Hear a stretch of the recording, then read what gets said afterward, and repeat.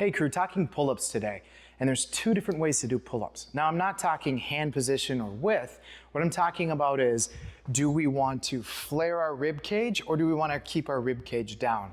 And it really depends on what else you're doing in your training program. If you're doing a lot of upper back stuff, so say front squats, upright rows, bent over rows, that type of an exercise, then I highly recommend you keep your ribs down. You're getting plenty of mid-back work, and this is going to make sure that not only do we pull a little bit lower, but we're gonna just be isolating the outside parts of our back, our lats. Now, if let's say you're doing mostly machine work, maybe one arm rows is about all the thing you're doing pulls, you're not doing any bent over rows that puts you at kind of an angle like this, fine. Then I want you to flare, and actually, instead of flaring and pulling yourself to a bar, if you have access to it, a pull down. Then you can get kind of a mid-back squeeze.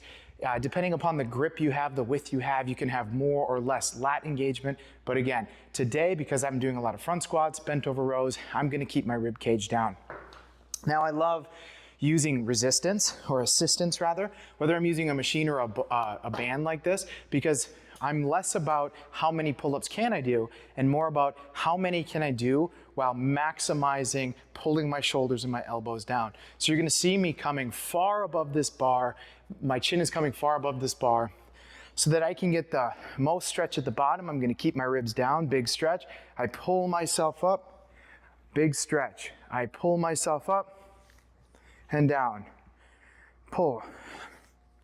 Holding my breath, trying to keep my legs back. The tendency is for them to go forward. If you're standing on, say, a platform that's helping to raise you up, I recommend that you actually just put your heels on it. So again, if you're standing on one of those arms, that counterbalance arms, put your heels on it. It'll actually help sneak you forward a little bit more. That way you can get the maximum amount of lat engagement. So I'm doing multiple sets today, so I don't have to take any of the first couple sets to that near maximum. I am gonna be pushing the reps a little bit as we get going, but I stopped my reps, I'm done for at least this set, and now I'm thinking to myself, where do I feel it? And I feel it exactly in my lats where I want to. Not necessarily my mid-back, my lower back. That can be a tendency or a problem with flaring too much, is sometimes we flare so much we start to almost like pinch in our lower back, and we don't necessarily want to do that, right? Because our spine's just basically dumping forward, everything's getting pinched together.